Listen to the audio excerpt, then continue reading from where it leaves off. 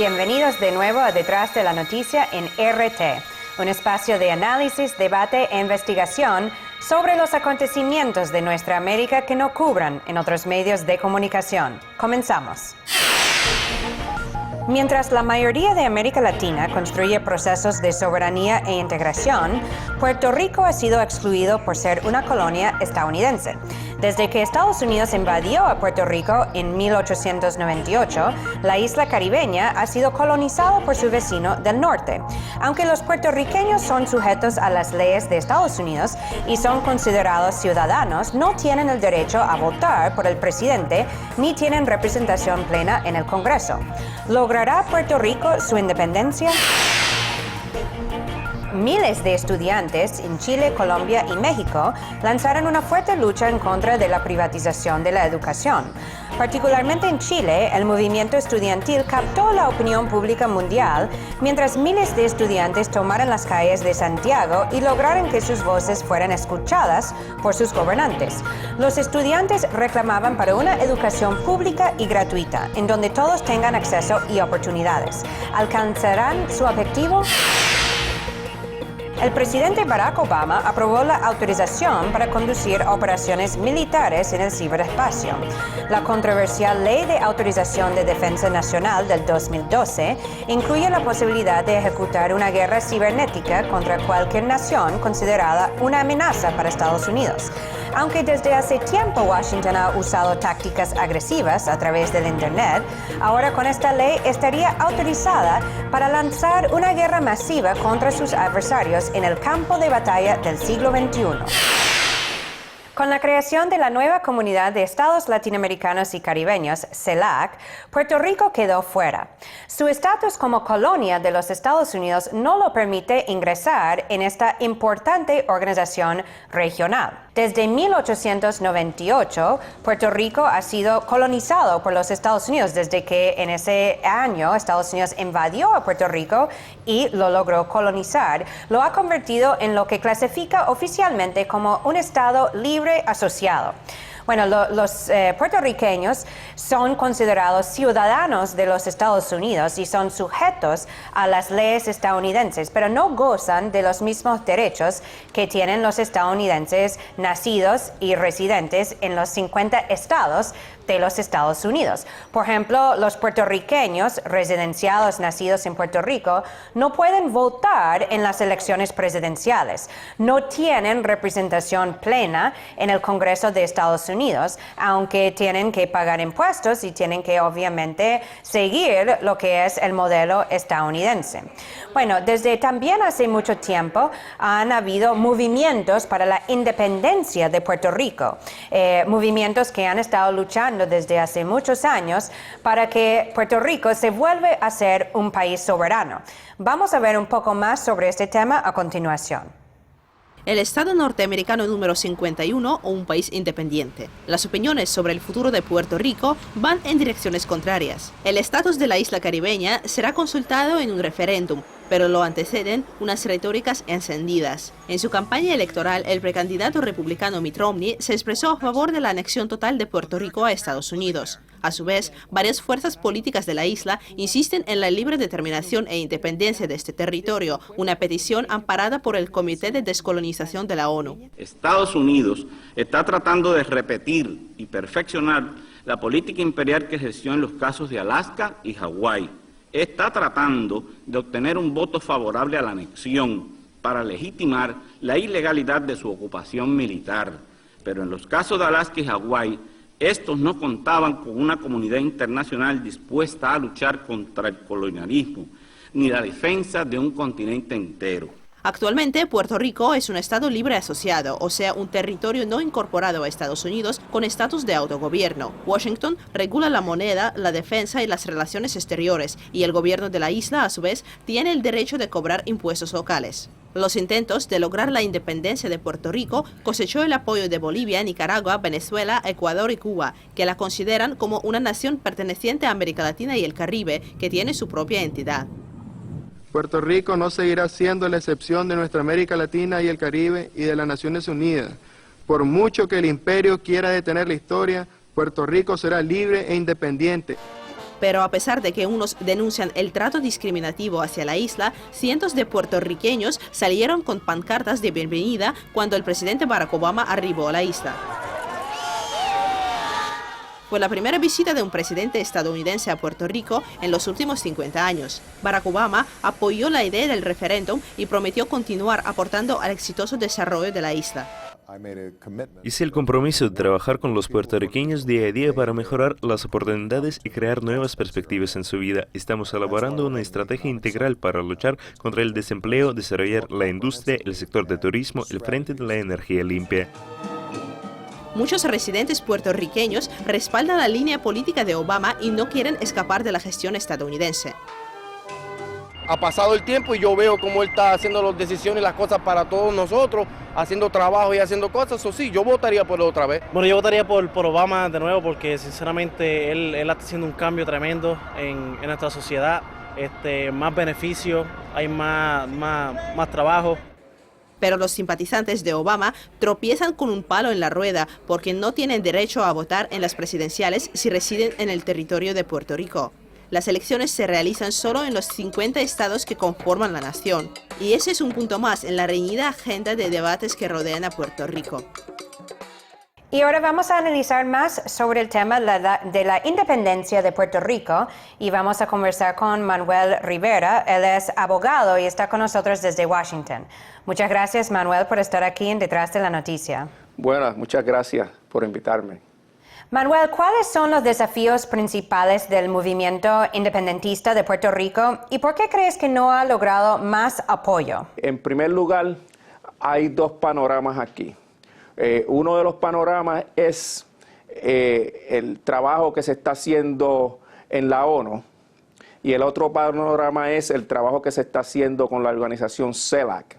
Lo que está sucediendo en este momento y el mundo tiene que entender es que a medida que se va acercando una resolución para que el caso de descolonización de Puerto Rico se lleve al pleno de la Asamblea General de la ONU, Estados Unidos está tratando de parar ese proceso para que el caso no se ventile en la Asamblea General de las Naciones Unidas.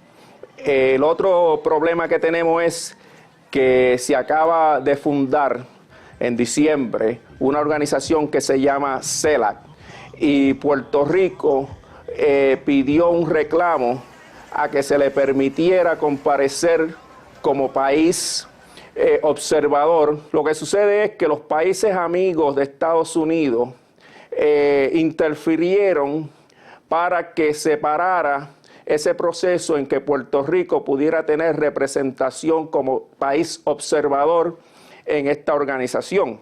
En esta cumbre fundacional de la CELAC también se expresó su apoyo para el Puerto Rico independiente, soberano, que muchos en América Latina desean ver muy pronto. Pero ¿crees que si se lograra alguna independencia, se podría mantener económicamente Puerto Rico como un país luego de tantos años o siglos de dependencia de los Estados Unidos?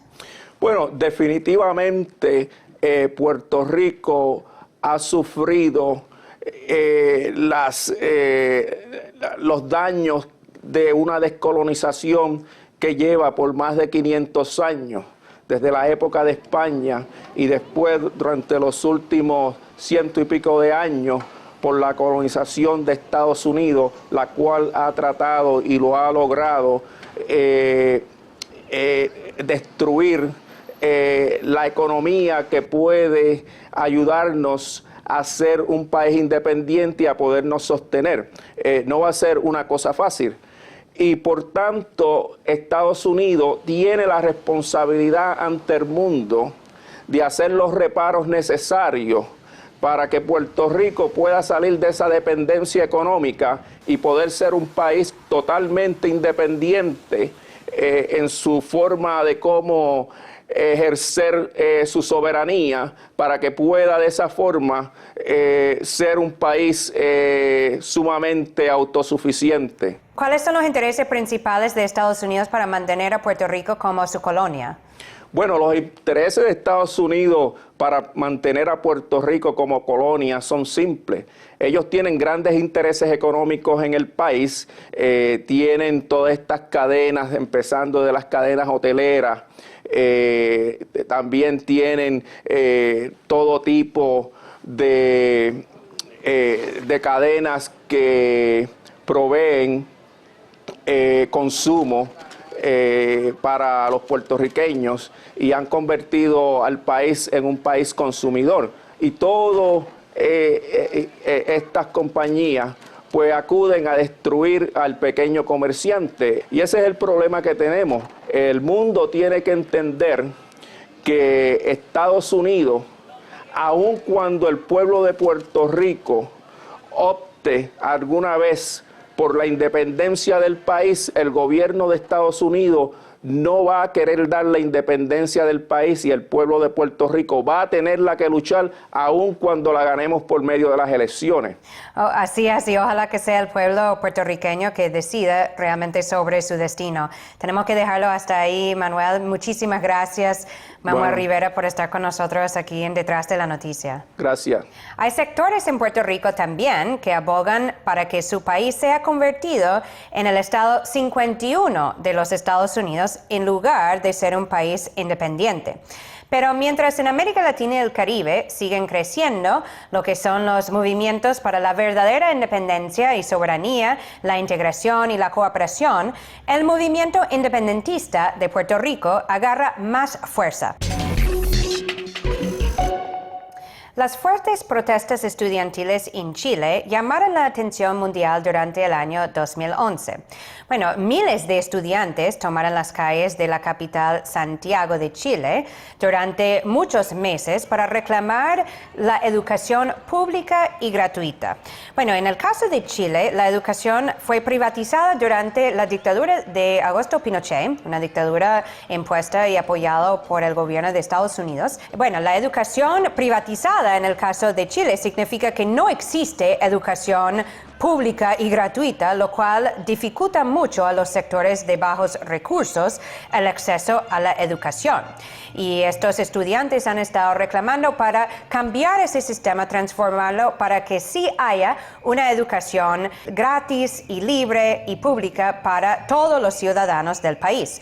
Al mismo tiempo, protestas similares estaban ocurriendo en los países de México, tanto como el caso de Colombia, en donde están en camino a la privatización de la educación o ya está privatizada la educación. Y los estudiantes están reclamando también para lo que es realmente un derecho universal a la educación. Vean un poco más sobre estas protestas estudiantiles en América Latina a continuación. Numerosas marchas en las calles, choques con la policía, dispersión con cañones de agua y hasta un asalto al Congreso. En Chile, los estudiantes y profesores no se rinden reclamando la educación pública gratuita. Pero ahora sus reclamos corren el riesgo de quedarse fuera de la ley. Una nueva iniciativa del Ministerio del Interior de Chile intenta penalizar con 3 años de cárcel toda forma de protesta social, como la ocupación de servicios públicos y cortes de tráfico. Los líderes sindicales chilenos ya han presentado la denuncia ante la ONU, condenando la criminalización del movimiento. Los estudiantes, por su parte, se ven decepcionados por la postura de las autoridades, ya que la aprobación del presupuesto para el 2012 cerró las puertas a un posible cambio en el sector educativo. Aquí no hubo una disposición clara de avanzar en el objetivo de una educación pública, gratuita y de calidad, donde el Estado realmente es un Estado responsable y garante, que se sigue profundizando el mismo modelo con hegemonía de mercado, donde lo que se financia es el financiamiento a los privados a través del subsidio, a través del financiamiento indirecto, las becas, los vouchers, los créditos, el endeudamiento, y eso nosotros no lo vamos a tolerar. La agitación que empezó en mayo del 2011 y aún continúa, pasó de un movimiento estudiantil a ser uno social. Los jóvenes están disconformes con todo el sistema educacional chileno, que actualmente el gobierno solo financia el 25%, mientras que el resto es pagado por los mismos alumnos. La estructura fue establecida durante el régimen de Augusto Pinochet en los años 80. Desde el inicio de las protestas, el presidente Sebastián Piñera ha insistido en la necesidad de mantener la educación en manos privadas, declaración que ha generado mucha polémica en el país. Todos quisiéramos que la educación, la salud y muchas cosas más fueran gratis para todos. Pero yo quiero recordar que al fin y al cabo nada es gratis en esta vida. Alguien lo tiene que pagar. Si le damos educación gratuita al 10% más favorecido de nuestra sociedad, lo que estaríamos haciendo es que el total de la sociedad, incluyendo los más pobres, con sus impuestos, estarían financiando la educación de los más afortunados. Ante los retos de su propia nación, algunos estudiantes prefieren viajar a otros países en busca de conocimientos sin barreras. Para mí todo me parecía maravilloso cuando recién llegué, no lo podía creer. No podía creer que tuviera la posibilidad de estudiar tan gratis. Y los que se quedan en Chile muestran, con sus constantes movilizaciones callejeras, la persistente voluntad de lograr un nuevo sistema de educación que no requiera comprar billetes para entrar en el aula. Y para profundizar más sobre los movimientos estudiantiles en América Latina, vamos a conversar con Francisco Acosta. Él es del Consejo para Asuntos Hemisféricos y está con nosotros desde Washington. Muchas gracias, Francisco, por estar aquí en Detrás de la Noticia. Bueno, Francisco, vamos primero a hablar sobre el tema del movimiento estudiantil en el caso de Chile. ¿Crees que con un gobierno de derecha y también presidido por un empresario multimillonario, se podría lograr realmente una reforma en el sistema educativo de Chile para lograr una educación gratuita, pública y gratuita? Bueno, en primer lugar, las clases dominantes nunca dan nada regalado. Lo que se logra es por la lucha de los pueblos, la lucha de abajo para arriba. En el caso del pueblo chileno, siempre nos han dado muestras de que el pueblo, cuando se organiza, logra los objetivos que se pretende. En América Latina hemos pasado 30 años bajo las medidas impuestas por el Fondo Monetario Internacional, el Banco Mundial, la IDE. Esas medidas se dieron de llamar ajuste estructural, que es privatizar todo. Y en el caso de Chile y muchos países de América Latina, la educación se privatizó. Y en el caso particular de Chile, ha sido como el prototipo de que se quiso presentar como el mejor modelo de cómo funcionan las privatizaciones en el área tanto del seguro social como en el área de la educación, pero la práctica ha demostrado que ese modelo fracasó. Justamente, Francisco, en otros países como México, Colombia también hemos visto en los últimos tiempos, en los últimos meses, protestas también de estudiantes reclamando en contra de la privatización y para una educación pública y gratuita. Y quería justamente preguntar sobre cómo ves entonces el caso de que en estos tres países, particularmente Colombia, México, Chile, que sí tienen gobiernos que son de derecha, aunque no necesariamente eso es el punto central, pero que ahora hay movimientos intentando reclamar por este derecho básico a la educación. ¿Crees que van a seguir los pasos entonces de movimientos en otros países de la región y lograrían de alguna manera lograr ese objetivo de la educación gratuita? Como decía, el programa de ajuste estructural impuesto desde Washington en América Latina ha sido un fracaso. Por ejemplo, en el caso de El Salvador, el país donde yo nací y crecí, la educación se privatizó, se crearon alrededor de 45 instituciones de educación privada. Y entonces, como consecuencia, lo que pasó es que no hubo regulación y se deterioró enormemente la educación superior. De tal manera que, de alguna manera, sacar un título ya no tenía el mismo sentido que antes. Y en el área de la regulación, por ejemplo, de repente tenemos 35,000 abogados que lo que les queda es andar manejando taxis porque no hay trabajo para ellos. Y la parte de la planificación y regulación debe ser un papel crucial de parte del Estado.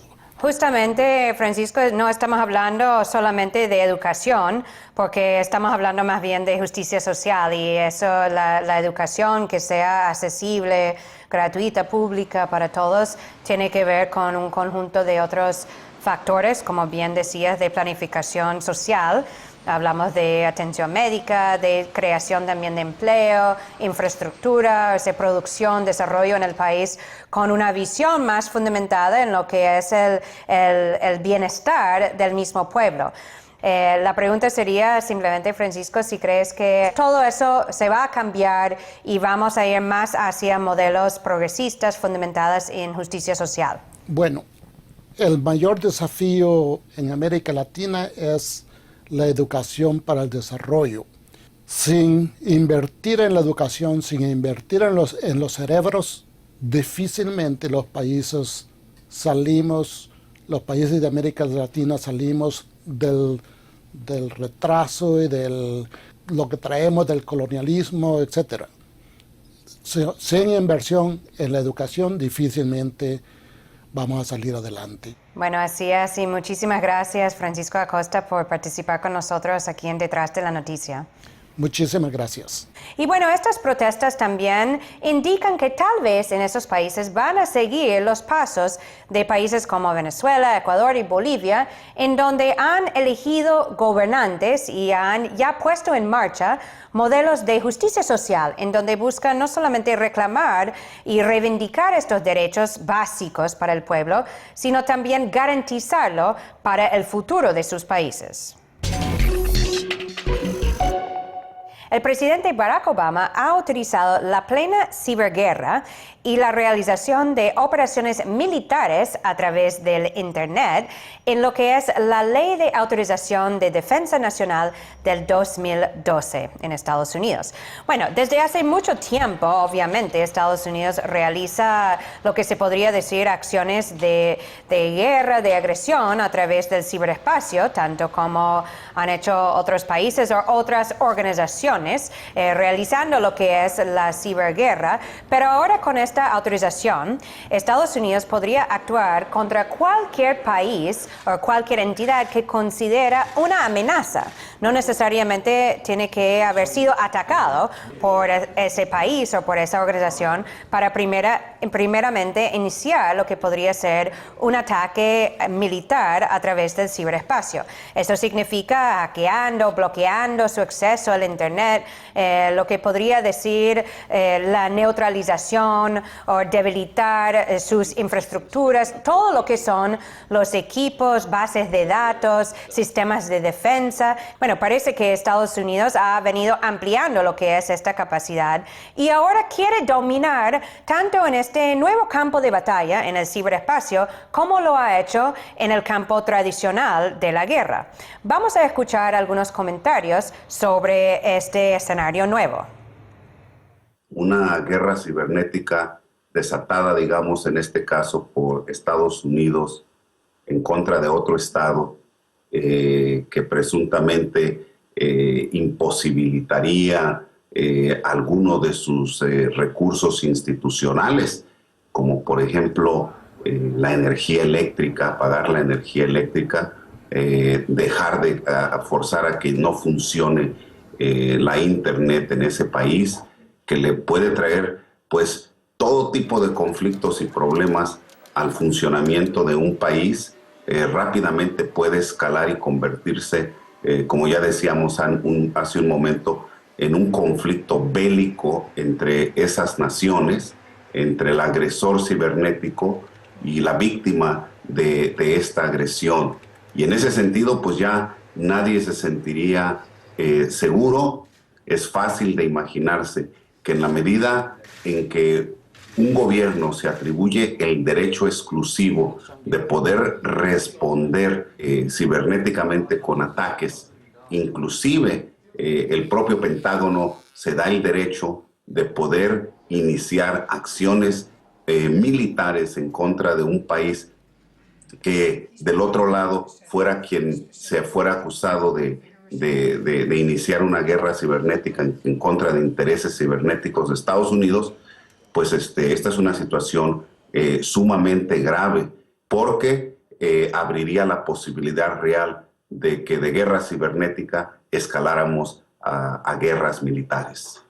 La guerra sin límites, la guerra sin fin, la guerra en donde el campo de batalla está en todas partes y en donde todos somos sus blancos, sus adversarios y sus víctimas. Con esta nueva iniciativa de Washington, autorizando un ataque en el ciberespacio, ningún sistema cibernético, ningún sistema digitalizado en ninguna parte del mundo estaría a salvo. Luchas por la independencia, por la soberanía, por la justicia social. Frente a las agresiones, los pueblos siguen luchando por sus derechos. Y nosotros seguiremos aquí, como siempre, analizando, investigando y reportando todo lo que sucede detrás de la noticia desde nuestra América. Y me pueden seguir mientras tanto vía Twitter, @Eva Gollinger. Muchísimas gracias por estar con nosotros y hasta la próxima.